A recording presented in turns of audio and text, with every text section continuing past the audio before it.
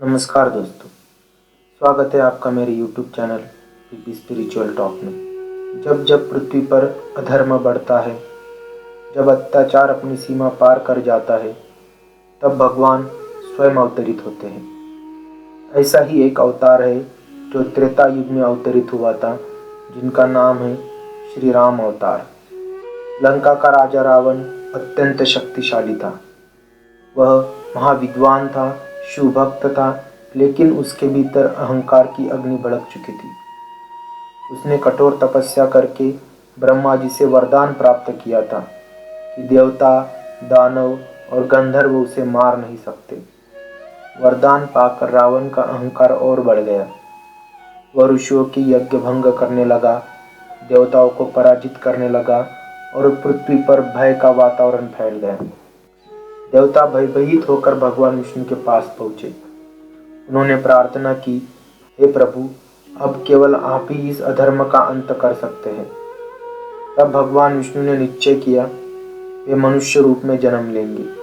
और इसी प्रकार अयोध्या नगरी में राजा दशरथ और माता कौशल्या के यहाँ चैत्र मास के शुक्ल पक्ष की 9वीं तिथि को भगवान विष्णु ने जन्म लिया, मर्यादा पुरुषोत्तम श्री राम के रूप में।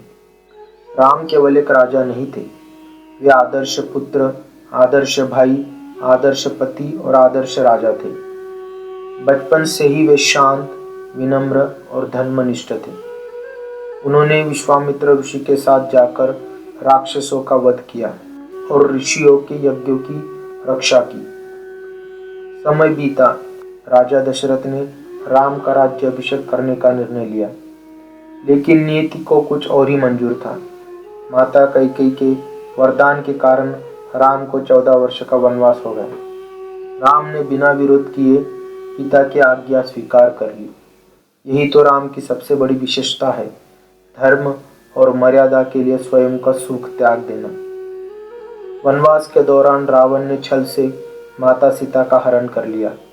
ये केवल एक पत्नी का अपहरण नहीं था, ये धर्म को चुनौती थी। तब भगवान श्री राम ने वानर सेना के साथ मिलकर लंका पर चढ़ाई की।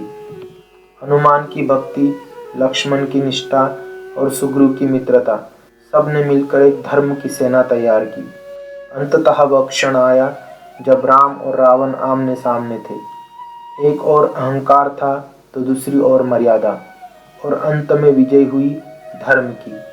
रावण का अंत हुआ, अधर्म का विनाश हुआ और राम अयोध्या लौटे, जहाँ उनका राज्याभिषेक हुआ।